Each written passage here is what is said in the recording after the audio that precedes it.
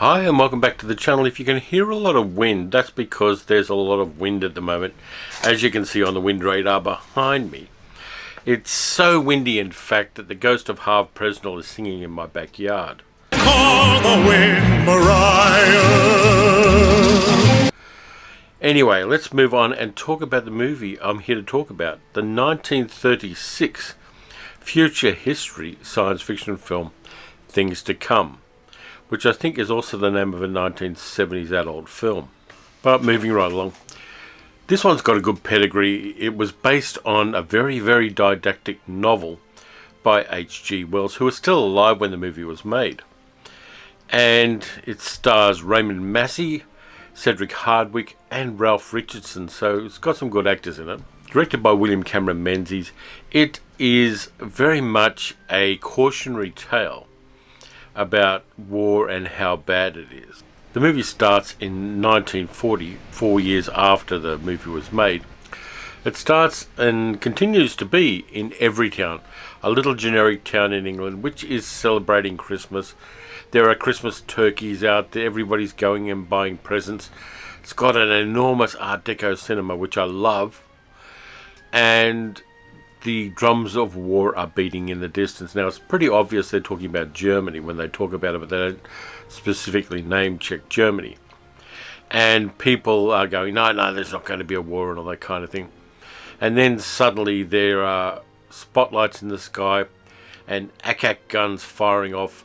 And yep, there is suddenly a bombardment of England by Germany. Now, let's put a pin in that for a moment. This is a movie made in 1936, 3 years before World War II started, which is talking about the German bombings that occurred in 1940 and 1941. So in that sense, it's a really prophetic movie. But in other senses, it's not. But back to the bombing.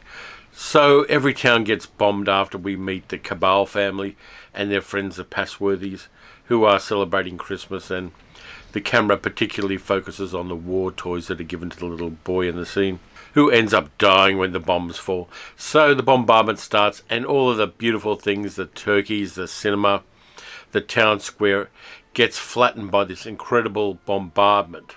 Then we get a montage, and the war lasts for 25 years. It goes from 1940 to 1965. And as the war progresses, you see more and more advanced war technology, more and more advanced tanks. And then you see the exhaustion of war, where basically civilization is being blasted to pieces and the infrastructure can't hold up.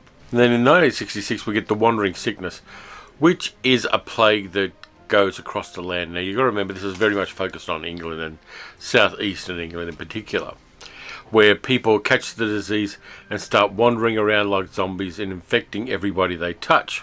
And in every town, one of the local guys starts telling people to shoot those infected who are wandering around. And we cut forward a few years to 1970. And that person, played by Ralph Richardson, is the chief. He is the king of Everytown, which is pretty much a bombed out ruin by this stage. The resources are incredibly sparse. There are no medicines left. There are very few bits of machinery that works. The chief wants to get the aeroplanes back up in the air so that he can have a war with the hill people who live nearby in order to capture the resources of a nearby colliery, because fossil fuels are still a thing in this 1970. And so he gets the remaining people with any scientific knowledge to work for him. And he is a bombastic and ruthless leader. And Ralph Richardson plays it to the hilt. Your wife, Gordon? You keep her well hidden. Sanitation lady. Must use your influence with our master mechanic. The competent state wants his service. I'm sure my husband does his best for you. That's hardly enough, lady. The competent state demands miracles. Not everyone could work miracles as you do, Chief. Oh, I'm sure you could work miracles if you tried, lady. He has buzzwords like all dictators do, like the competent state is the way he describes the burnt out ruins of Everytown. He has a beautiful girlfriend who is very much smarter than he is and should be running things if the world was run right, but she doesn't. And then suddenly a big aeroplane lands in a nearby field, and out of it comes John Cabal, played by Raymond Massey, much older than when we first saw him in 1940, and he's got this groovy aeroplane and a helmet which is part of the aeroplane's canopy and cockpit, which is a nice little bit of design. He marches into town and tells the chief that he is part of Wings Across the World, which is based in Basra in Iraq, which has got to be a story in itself, and that they're basically re-civilizing the Mediterranean basin, and they've travelled to England to do that as well. The brotherhood of efficiency, the Freemasonry of science. We're the last trustees of civilization when everything else has failed.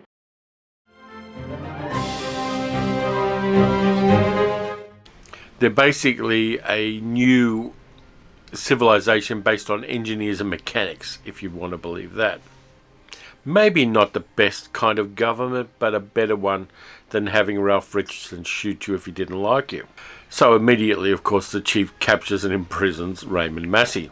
Meanwhile, in Basra, the enormous aeroplanes of Wings Across the World get the news that their guy has been captured, so they send across a fleet of enormous aeroplanes, each one about the size of an ocean liner, to bomb the town with knockout gas so that their people can come in and re-civilize Everytown.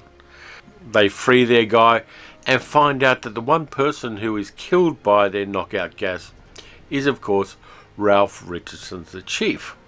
So we then get a building montage where Everytown gets rebuilt underground into an Art Deco masterpiece of high-rise buildings, helicopters, glass tubes, and giant video screens. And everybody wears modified Greek tunics because they all dress alike, they all think alike, they've all got the same ideology.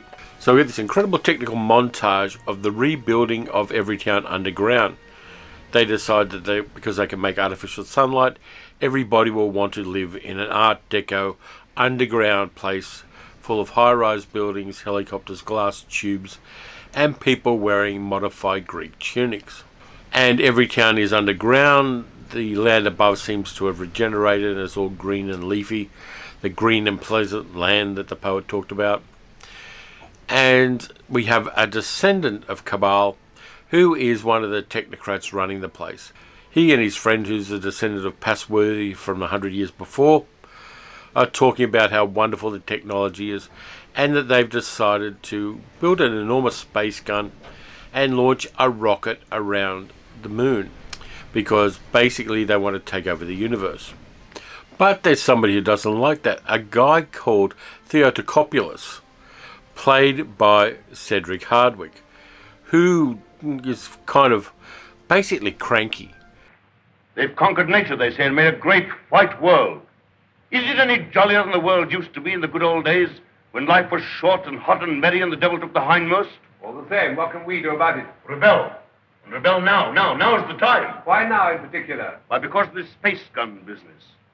He doesn't like the space gun. He thinks that people should be living a simpler life and that space guns is not something to waste money on. I've heard that argument recently about certain rocket launches.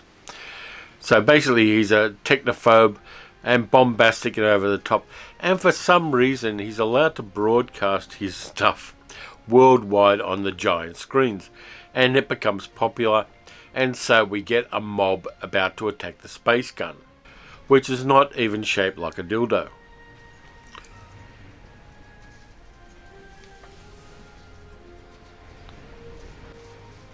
Well, the power just went out for a moment and everything went dark.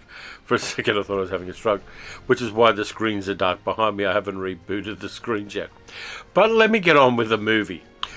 This is H.G. Wells being didactic and the movie makers running for it. Now, this isn't to say it's a bad movie. It isn't. It's, from our point of view, the politics of the movie are pretty shitty. But for the most part, this is probably, as far as I can figure, one of the first movies to give us a future history, to say that things aren't going to remain the same forever, and that there will be conflicts, there will be rises and falls in civilization, and that the future has promise as well as menace. So in that sense, it's quite a good film. The acting is very theatrical, which is pretty much on par for most English movies of the time. except for movies like these. But it's very much a landmark science fiction film. Yes, the movie is very didactic, and it takes a pacifist approach to things, saying that war is a bad thing, which kind of goes against what we know about World War II, in the sense that we know that fighting the Nazis was the right thing, and being a pacifist against that kind of monomaniacal aggression is not something that we want to happen, and we don't want them to prevail. It's really a didactic film, and of course that kind of technophilia and that pacifism doesn't really play with what we know about subsequent history in the 10 years after the movie was made. But it's still an honest piece of science fiction which takes the genre seriously. And in warning that things were going to change and that overseas aggression was going to lead to a war, the movie was ahead of its time. The production design is fantastic as well. The evocation of the early Everytown with the cinema and all of the other large buildings in there. The bombing is done in quite a realistic style for the time. And the decay of the city and the great sets that they build of the decayed Everytown really work. I think that they do give a strong sense of a civilization in decay, where most places and most people are living pretty much a medieval existence in 1965, 66 and 1970, which really works well. I think it may have scared people a lot at the time because they'd just been through World War One, only 16 years before, and they knew what wars did to people, so it would have had a more visceral impact than it does to a modern audience. But I think that their solution for the problems of civilization, building enormous underground cities that are Art Deco, and having only one political system, only one culture across the world, is a recipe for incredible disaster. I think that diversity enriches civilizations, and having one technophilic civilization is not something that is going to play well with most other cultures. But having said that, it's a great movie to watch. If you haven't seen Things to Come, I recommend you see it. You can probably find a free copy around if you look, but it's always nice to have physical media, at least for me.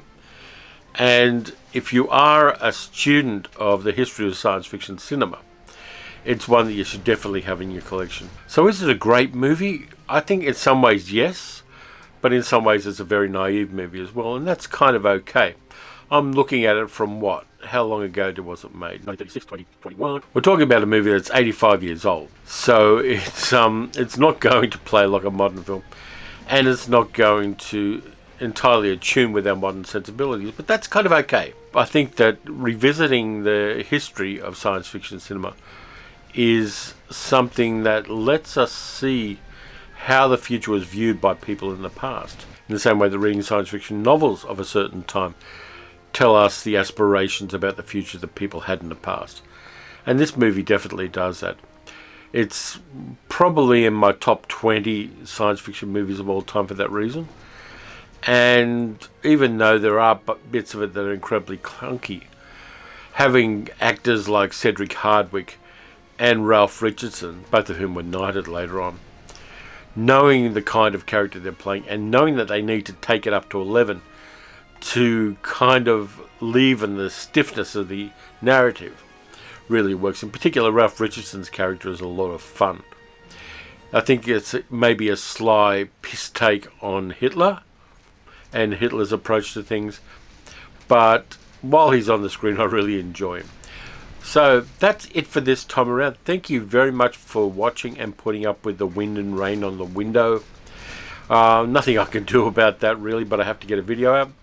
Tonight is the night when cinemas reopen where I am, and I'm going to be watching Shang-Chi and the Legend of the Ten Rings. Let me know if you want me to do a review of that film, because I'd be happy to do so.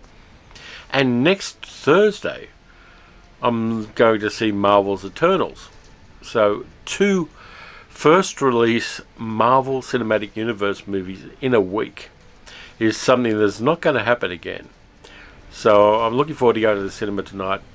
I'm going to get my popcorn, going to get my drink, and just revel in that small comfort of civilization, which has always been a comfort to me sitting in a cinema watching a movie.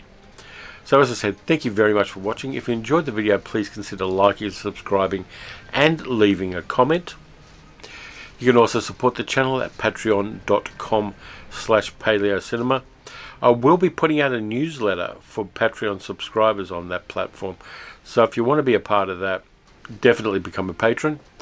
And in the meantime, look after yourselves. Stay out of the bloody wind. Wear a mask. Watch some good movies. Watch some bad movies. Watch some old science fiction movies that are the seminal parts of the genre. And I'll catch you next time.